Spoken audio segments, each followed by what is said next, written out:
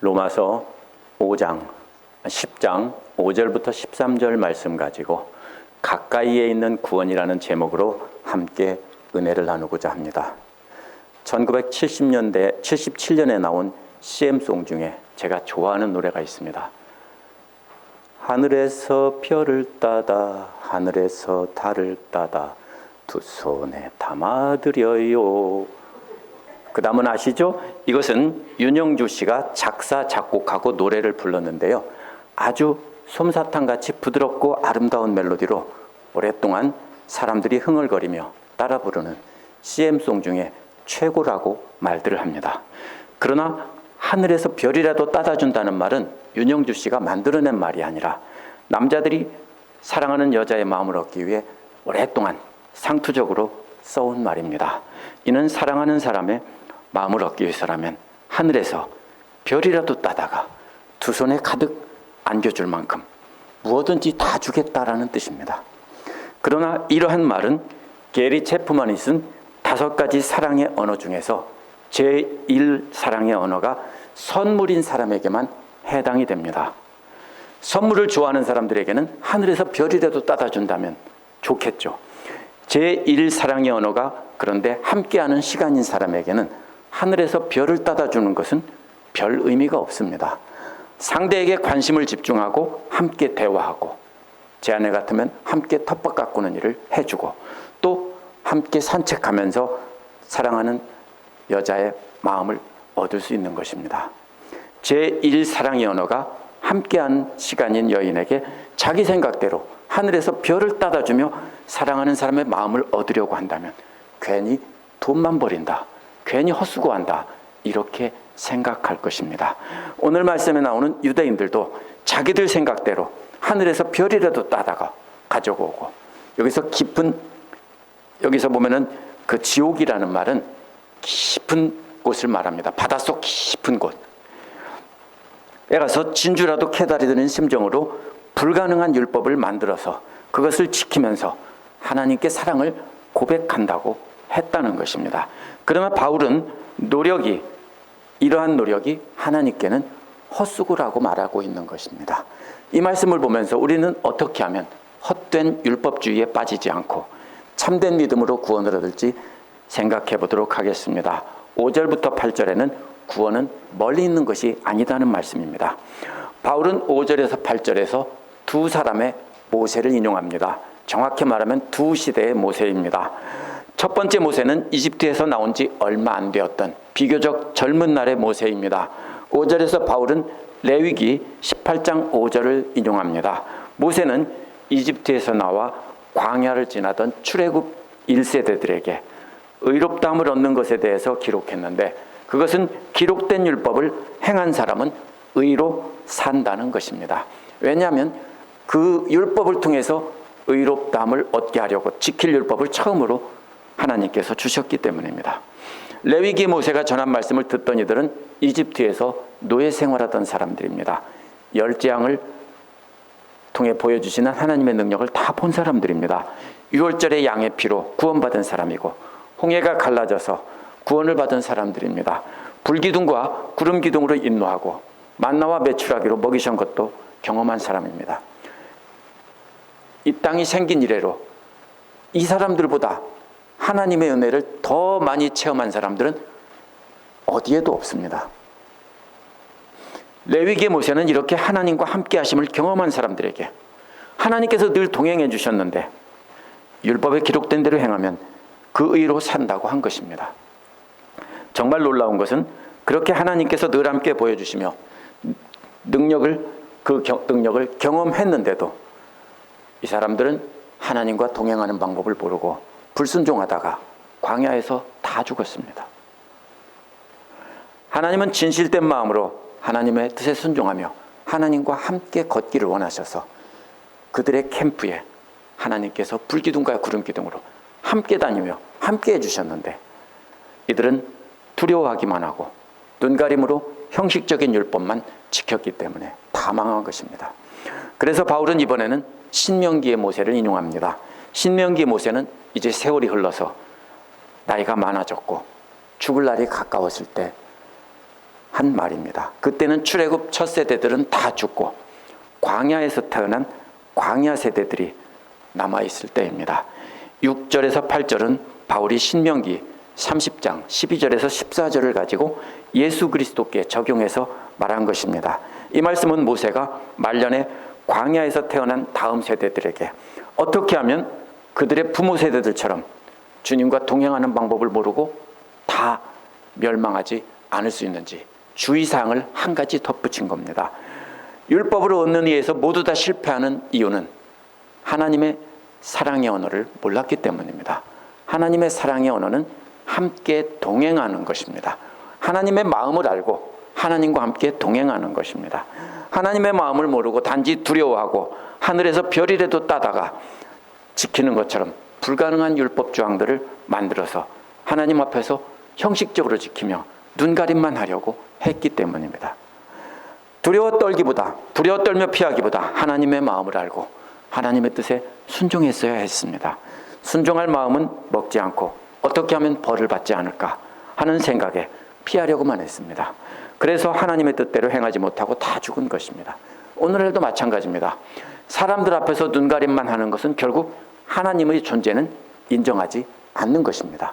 우리가 모든 신앙생활에서 사람들에게 보여주기 위해서 행한다면 그것은 하나님의 존재 자체를 믿지 않는 것입니다. 그래서 출애굽 1세대들은 다 망한 것입니다. 그래서 모세가 죽음을 앞둔 마지막 순간에 광야에서 태어난 세대들에게 한마디 덧붙인 것은 마음속으로 두 가지를 말하지 말라는 겁니다. 첫째는 누가 하늘에 올라갈까라고 말하지 말라고 했습니다. 광야 세대들은 출애굽기 세대들이 레위기의 율법을 받고도 다 죽은 것을 보고 두려워하는 마음이 생겼습니다. 우리는 그러면 어떻게 해야 살 수 있냐? 그들은 뭐라고 생각했냐면 그렇다면 우리 부모 세대들이 받은 율법보다 더 엄청난 율법을 받아서 지켜야 되는 것이 아니냐. 그러면 하늘 끝까지 올라가서 새로운 율법을 받아서 그것을 지켜야만 멸망하지 않을 수 있겠다. 이렇게 생각한 것입니다. 둘째로 누가 깊은 곳까지 내려갈까? 지옥이라는 말은 깊은 곳이라는 뜻입니다. 하늘 끝의 반대는 깊은 곳입니다. 땅속 깊은 곳보다 더 깊은 곳이 바닷속 깊은 곳입니다. 그래서 음부나 지옥으로 번역된 말은 본래 측정할 수 없는 깊은 바닷속을 뜻하는 말입니다. 광야 1세대들은 레위기의 율법을 받고 다 죽었기 때문에 높은 하늘로 올라가는 것과는 정반대로 바닷속 깊은 곳까지 내려가서 의롭다함을 얻을 수 있는 특별한 율법을 받아 지키면 자신들은 살 수 있다고 생각한 것입니다. 이들은 모두 자신들이 부모 세대처럼 멸망하지 않으려면 아주 특별한 율법이 필요하다고 생각했습니다. 모세는 출애굽 세대들이 다 죽은 것을 보고 두려워하던 이런 광야 세대들에게 그러한 특별한 율법이 필요한 것이 아니라고 말합니다. 모두가 다 죽은 이유는 하늘에서 별을 따오고 깊은 바다에서 진주를 캐는 것과 같은 율법을 지키지 않아서가 아니라는 것입니다. 모두가 하나님을 두려워하고 피하려고만 했지 하나님의 마음을 알고 순종하며 하나님과 나란히 동행하려고 생각은 안 했기 때문에 망했다는 것입니다. 바울 시대 유대인들은 출애굽 세대나 광야 세대나 다 멸망했다는 것을 압니다. 바벨론에서 나온 세대들까지 다 멸망했다는 것을 압니다. 바벨론 세대들은요, 진짜 하늘에서 별을 따오려고 하는 그런 율법들을 만들어서 엄청난 율법들을 지어가지고 나와서 사람들을 가르쳤던 나중에 바리새파 사람들의 조상입니다. 근데 다 망했습니다. 그런 사람들에게 바울은 쓸데없는 일을 하고 있다는 것입니다. 하나님께서는 하늘의 별을 따오는 것 같고 바다에서 진주를 캐는 것 같은 특별한 율법을 지키기를 원하는 것이 아니라는 겁니다. 바울은 끝까지 하늘 끝곳에 올라가서 새로운 율법을 받아올 그 1세대들이 레위기의 율법을 받고도 다 죽었기 때문에 높은 하늘에 올라가는 것과는 반대로 깊은 바닷속으로 내려가서, 그러니까 하늘 끝까지 올라가거나 깊은 바다로 내려가서 새로운 율법을 받는 것이 아니라는 것입니다. 그래서 멸망하지 않으려면 특별한 율법이 필요하다고 생각하고 하늘 끝까지 바닷속 깊은 곳까지 가서 새로운 율법을 가져와야 된다고 생각했는데 그게 아니라는 것입니다. 모두가 다 죽은 이유는 별을 따오고 깊은 바다에서 진주를 캐오는 것 같은 노력을 하지 않아서가 아니라는 겁니다. 모두가 하나님을 두려워하기만 하고 피하기만 하고 하나님의 마음을 알고 순종하지 않았기 때문이라는 겁니다. 그래서 하나님은 특별한 율법을 지키기를 원하는 것이 아니라고 바울은 말합니다. 그래서 바울은 하늘 끝까지 올라가고 바닷속 깊은 곳까지 내려가서 율법을 가져와야 된다고 생각하면 그리스도를 다시 끌어내리는 것이라고 말합니다. 또 하나님께서 참된 말씀을 가지고 이미 이 땅에 오셨기 때문입니다. 우리를 사랑하시는 하나님께서 우리를 구원하시려고 예수님을 이 땅에 보내신 것은, 새로운 율법을 가지고 이 땅에 보내신 것이 바로 하나님의 사랑입니다. 또 그 반대인 바닷속 깊은 곳까지 내려가서 새로운 율법을 받아올 사람이 있어야 된다는 것은 그리스도를 죽은 사람들 가운데서 끌어올리는 것이라고 말을 합니다. 이미 그리스도께서 죽은 자 가운데서 부활하셔서 율법을 완성하셨기 때문입니다. 유대인들은 죽음이 있는 곳이 가장 깊은 곳에 있다라고 생각했습니다. 그래서 이 역시 우리를 사랑하시는 하나님께서 우리를 구원하시기 위해서 내려주신 하나님의 사랑이라는 것입니다. 그렇기 때문에 이러한 하나님의 사랑을 알지 못하고 새로운 율법을 찾아 헤매이는 것은 이미 그리스도께서 완성하신 율법을 무효화시키는 것이고 하나님을 욕되게 하는 것이라는 겁니다. 하나님의 사랑을 욕되게 하는 것입니다. 하나님께 사랑을 표현하려면 하나님께서 좋아하시는 것으로 그 마음을 표현해야 하는데 자신들의 생각에 따라서 하늘에서 별이라도 따다 드리겠습니다. 우리가 바닷속 깊은 곳에 가서 진주라도 캐다 드리겠습니다. 이런 심정으로 율법을 지키겠다며 위선적인 행동을 했던 것입니다.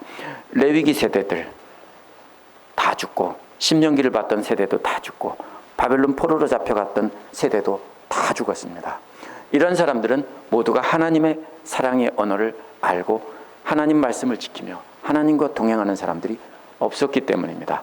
그래서 하나님께서는 예수 그리스도를 이 땅에 보내셔서 하나님 말씀의 참뜻을 알려주시고 예수 그리스도의 죽으심과 부활하심을 믿는 사람들에게 죄를 용서해 주는 길을 열어준 것입니다. 이미 하늘 끝과 바다 끝까지 갔다 온 분이 계시다는 겁니다. 그분이 바로 예수 그리스도라는 겁니다.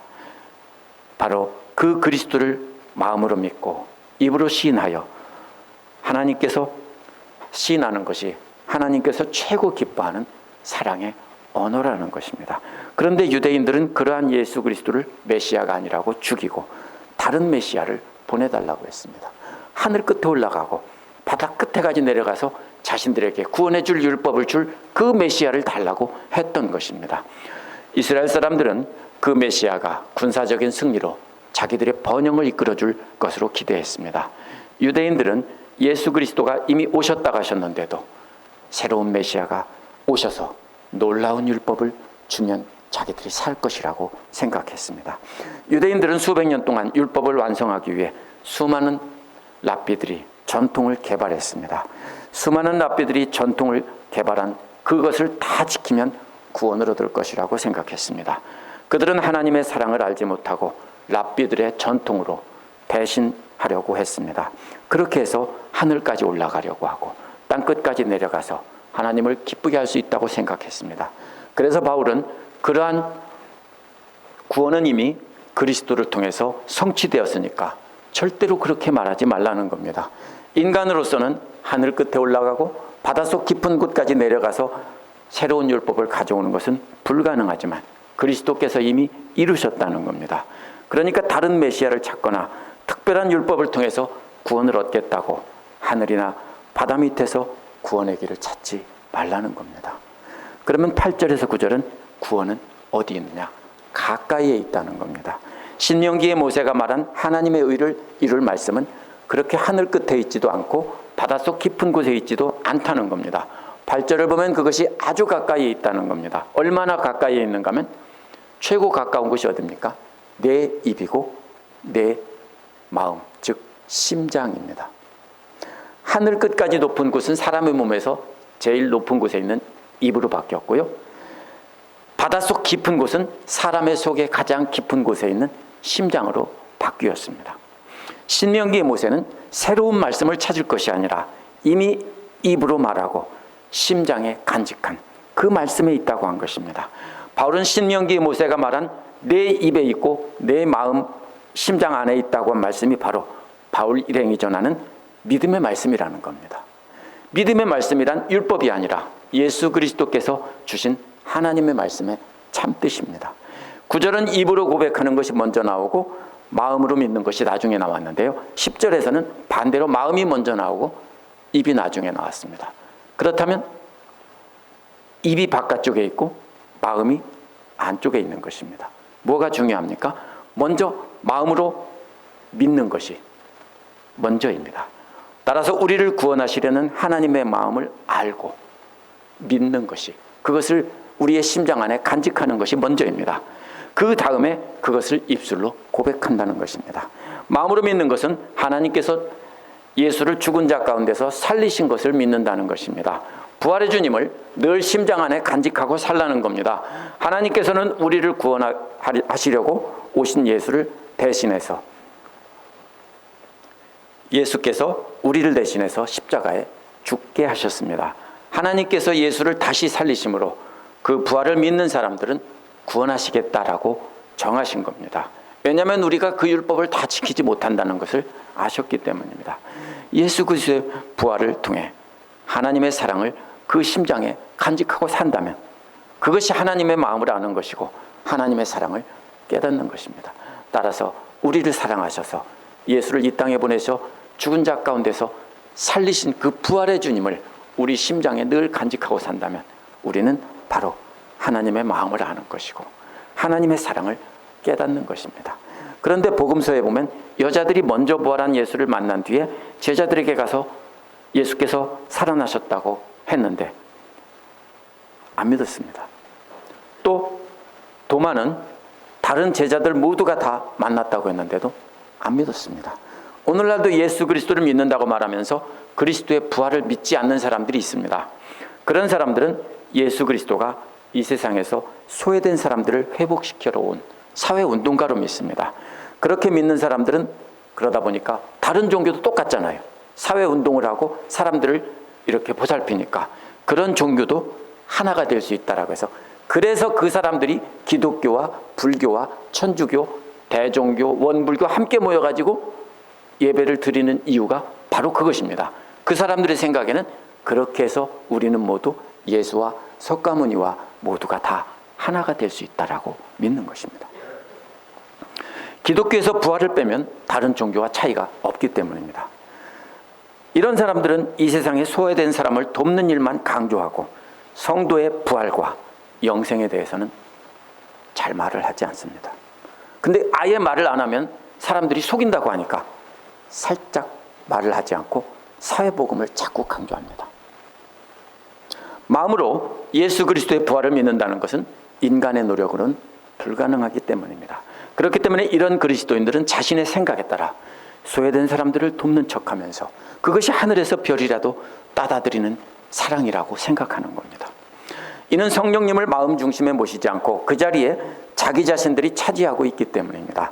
그런 사람들은 그 어느 누구도 예수 그리스도의 부활을 심장에 담고 살지 못합니다. 그렇기 때문에 그런 사람들은 자신의 생각에 따라 하늘에서 별을 따오고 깊은 바다에서 진주를 캐우려는 노력으로 구원을 얻으려고 하는 것입니다. 그러므로 우리 마음 중심에서 내가 내려오고 성령님을 그 중심에 모시고 사는 것만이 우리가 그리스도의 부활을 우리 심장 가운데 모시고 살면서 무죄 선고를 받고 사망 권세에서 해방되는 길이라고 바울은 강조하고 있습니다. 우리는 그렇게 부활의 예수 그리스도를 우리 심장에 간직하고 믿음으로 의롭다함을 받은 다음에는 부활하신 예수가 우리 주님이라고 사람들 앞에서 고백해서 구원에 이른다라고 했습니다. 고백한다는 말은 그 주님의 종이라는 것을 인정하고 그 주인께 충성을 맹세하는 것입니다. 우리가 만나는 사람마다 예수가 우리의 주님이라고 입술로 고백할 뿐만 아니라 삶으로도 보여주는 것이 바로 우리가 구원을 얻는 길이라는 것입니다. 구원을 얻는다는 말은 이 땅에서 무죄 선고를 받고 구원 얻는 자로 살게 된다는 것을 뜻합니다. 그것은 칭의의 구원입니다. 그런데 그 구원은 주님 다시 오실 때 성화의 과정을 거쳐서 영원한 나라에 들어가는 것으로 완성이 된다는 것이 오늘 말씀에서 바울이 말하는 겁니다.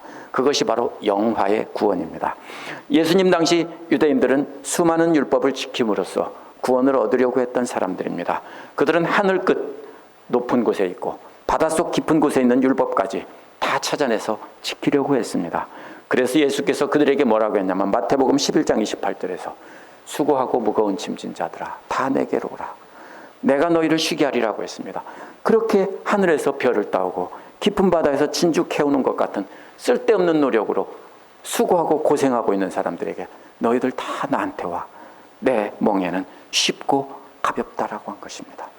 그 가벼운 멍에는 바로 예수 그리스도를 믿음으로 구원에 이르는 길입니다. 그래서 바울은 신명기 모세가 한마디 덧붙인 말씀을 가지고 구원이란 멀리 있는 것이 아니라 바로 입과 마음에 있다라고 한 것입니다. 구원을 얻게 하는 말씀이란 하늘 끝까지 올라가서 구해와 하는 신비한 말씀도 아니고 바닷속같이 깊은 곳에 내려가서 파내야 되는 깊은 뜻을 가진 말씀도 아니라는 것입니다. 하나님의 사랑을 깨닫고 하나님 기뻐하시는 방식으로 그 사랑을 표현하면 그것이 구원의 길이라는 겁니다.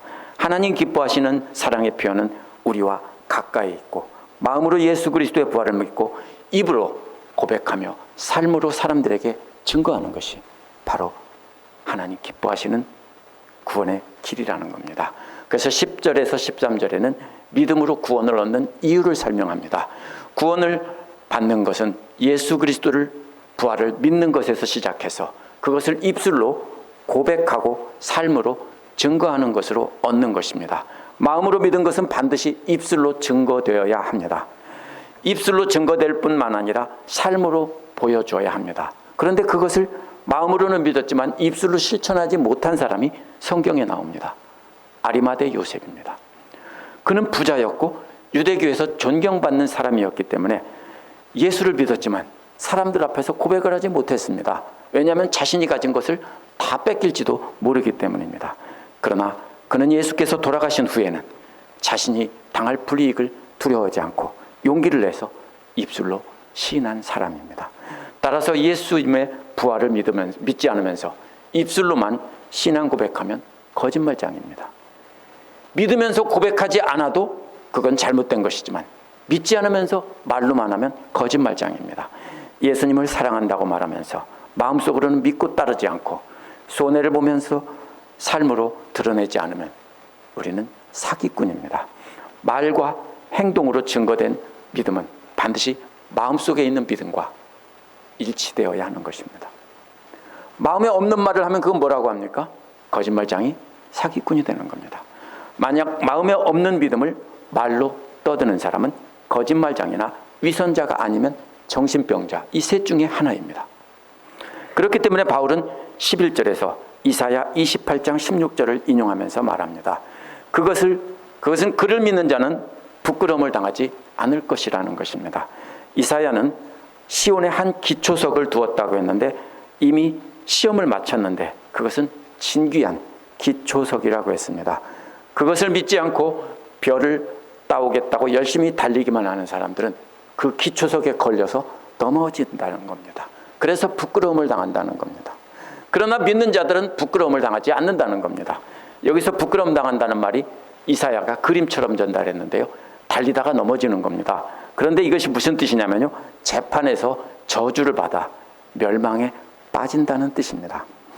이 그림은 주님 재림하시는 날에 저주받고 사형판결을 받는다는 뜻입니다. 마태복음 7장 22절에서 그러한 재판의 장면이 나옵니다. 하나님의 뜻을 따라 예수 그리스도를 믿음으로 그 사랑을 표현하지 않는 사람은 어떤 노력을 하더라도 마지막 날에 다 유죄 판결을 받는다는 것입니다. 마지막 주님이 재판하실 때 많은 사람들이 와서 주님께 말하기를 우리가 주의 이름으로 예언하고 주의 이름으로 귀신을 쫓아내지 않았습니까? 주의 이름으로 많은 기적을 행하지 않았습니까? 라고 말한다는 겁니다. 이 사람들은 아리마대 요셉과 정확히 반대가 되는 사람들입니다. 아리마대 요셉은 마음으로 믿었는데 표현을 하지 못했는데 이 사람들은 마음에 없으면서 행동으로 표현하면서 기적을 행하고 주의 이름을 증거했다는 겁니다. 귀신을 쫓아냈다는 겁니다. 그러나 마음에 없는 그러한 노력은 다 자신들의 생각에 따라 하늘에서 별을 따오고 깊은 바다에서 진주를 캐오겠다는 큰 소리치는 위선이라는 것입니다. 23절에서 이 세상 마지막 날에 재판관이신 주님께서 이런 불법을 행하는 자들을 모두 모른다고 하신다고 했습니다. 주님께서 모른다고 하신 사람들은 모두 저주를 받고 영원한 멸망에 떨어지는 것입니다. 그러나 예수 그리스도의 부활을 심장에 간직하고 믿고 말과 삶으로 증거하며 고백하는 사람들은 마지막 재판날에 부끄러움을 당하지 않고 구원을 얻는다는 것입니다. 12절은 어째서 그렇게 모든 믿는 자들이 구원을 얻는지 그 이유를 설명한 것입니다. 왜 모든 믿는 자들이냐? 첫째로 유대인이나 이방인이나 차별이 없다는 것입니다. 유대인들은 율법을 철저히 지키는 유대인들만 구원을 받고 이방인들도 할례를 받고 율법을 지키면 2등 시민이 되어서 유대인들과 함께 구원은 받는다고 생각했습니다. 그러나 하나님께서는 유대인과 이방인의 차별을 두지 않으신다고 했습니다. 유대인을 먼저 불러준 이유는 이방인들에게 그들을 통해서 복음을 전하기 위해서일 뿐입니다.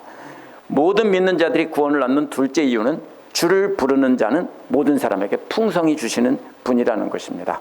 모든 믿는 자들이 구원을 받는 셋째 이유는 13절에 보면 누구든지 주의 이름을 부르는 자는 다 구원을 받는다는 것입니다. 그러니까 구원의 길은 멀리 있지 않고 가까이 있는 우리의 심장과 입술에 있다는 것입니다. 하나님께서 우리가 하늘에서 별을 따다드리는 것이나 깊은 바다에서 진주를 찾아드리는 것을 기뻐하지 않습니다. 우리의 생각을 따라 아무리 경건한 행동을 하고 예물을 많이 드린다 해도 하나님은 기뻐하시지 않습니다. 하나님의 제일 사랑의 언어는 선물이 아니라 함께하는, 동행하는 시간이기 때문입니다. 하나님께서는 우리를 향한 하나님의 사랑의 마음을 알아주고 그 사랑을 우리 마음 안에 늘 간직하고 하나님과 동행하는 사람들을 기뻐하시는 것입니다. 하나님께서는 우리 안에 성령님을 모시고 우리가 예수 그리스도의 부활을 마음으로 믿고 입으로 시인하며 늘 성령님의 인도하심을 따라 살아가는 것을 기뻐하시는 겁니다. 그것이 주님과 함께 동행하는 것입니다. 그런데 우리는 오랫동안 신앙생활을 하다 보면 자신도 모르게 유대인들과 똑같이 율법주의에 빠집니다. 그렇다면 우리가 하늘에서 별을 따오고 깊은 바다에서 진주 캐오는 것 같은 율법주의에 이미 빠졌다는 걸 어떻게 알 수 있을까요? 마음의 중심에 누가 있는지 보면 됩니다. 먼저 자신이 누구보다 열심히 신앙생활하면서 다른 사람을 마음으로 정죄해서 내치고 있다면 이미 율법주의에 빠진 것입니다. 이러한 과정은 누구를 정죄하기 위한 것이 아닙니다. 누구나 우리는 믿음의 과정에서 열심히 생활하다 보면 처음에는 율법주의에 빠질 수밖에 없습니다. 교회 안에서 왜 서로 싸우냐면요, 아직도 자신이 그 마음의 중심을 차지하고 있기 때문입니다. 성령님은 변두리로 몰아냈기 때문입니다. 그래서 자신의 생각을 따라 율법주의에 빠져 직분이나 오래 믿은 것이나 자기가 교회에서 싸운 걸 가지고 계급으로 생각해서 자신을 높이고 사람들을 낮게 보기 때문입니다. 그것은 여러 가지의 형태로 나타납니다. 그러나 성령님을 마음의 중심에 모시고 내 자신은 그 발밑에 내려와서 부활하신 예수 그리스도를 마음으로 믿고 입으로 진정 시인하는 사람은 하나님의 참된 사랑을 깨달은 사람이고 어떻게 하는 것이 하나님을 기쁘시게 하는 사랑인지를 아는 사람이기 때문에 절대로 그렇게 할 수 없습니다. 우리가 우리의 행위가 아닌 하나님의 은혜와 사랑으로 구원받았다는 것을 깨달은 사람이라면 다른 사람들도 과거에 우리와 똑같은 모습이라는 것을 깨닫고 용서하고 사랑하게 됩니다. 맞아, 내가 딱 저때 저랬지, 이렇게 생각하는 겁니다. 그렇게 하는 것이 우리가 우리 안에 모시고 사는 성령님과 함께 동행하는 삶이고 하나님이 기쁘시게 하는 사랑을 표현하는 길입니다. 누가복음 15장 11절과 32절에 보면 두 아들의 비유가 나옵니다. 큰아들은 집에서 아버지를 열심히 섬겼기에 자신의 공로로 상속자가 된다고 생각했던 사람입니다. 그런데 아버지께서 재산을 탕진하고 돌아온 작은 아들을 받아주셨을 때 분노를 했습니다. 큰아들은 자기가 바로 하늘에서 별이라도 따다드리겠다는 식으로 자신의 노력으로 아버지께 인정을 받으려고 했기 때문입니다. 그런데 큰아들의 문제는 아버지의 마음을 몰랐습니다. 아버지 마음에는 집 나간 아들도 그 마음에 있다는 것을 몰랐습니다. 그래서 용서하시는 아버지의 마음을 알지 못했습니다. 큰아들은 마음으로 아버지와 동행하지 못했습니다. 갈라디아서에서 바울은 이러한 두 가지 상태, 큰아들과 또 진정 믿음으로 구원받는 자들을 비교한 것이 뭐가 나오냐면요, 죄수의 옷을 입고 벗는 것과 또 상속자로 아들의 옷을 입는 비유로 말을 했습니다. 죄수의 옷을 입은 사람은 아무리 해도 아버지 하나님과 동행할 수 없습니다. 그러나 아버지 하나님께서 예수 그리스도를 믿고 마음으로 믿고 입술로 고백하면 아들의 옷을 입혀주겠다고 했을 때 이제는 번쩍거리는 빛나는 아들의 옷을 입고 하나님 아버지와 함께 나란히 동행하는 그림으로 갈라디아서에서 바울은 말하고 있습니다. 그러므로 우리는 선행으로 구원받는 것이 아닙니다. 아버지의 마음을 알고 그 아들을 우리에게 보내셔서 십자가에서 죽게 하시고 다시 살게 하신 그 사랑을 믿어서 그 사랑을 함께 따라갈 때 우리는 구원을 받는 것입니다. 우리의 구원은 하늘에서 별을 따오고 깊은 바다에서 진주를 캐오는 노력이 아닙니다.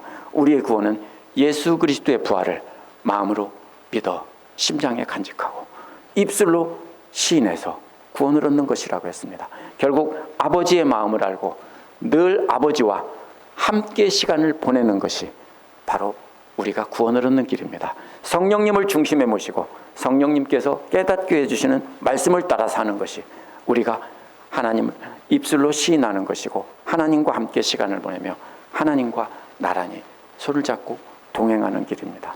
구원은 그렇게 우리에게 가까이 있습니다. 기도하시겠습니다.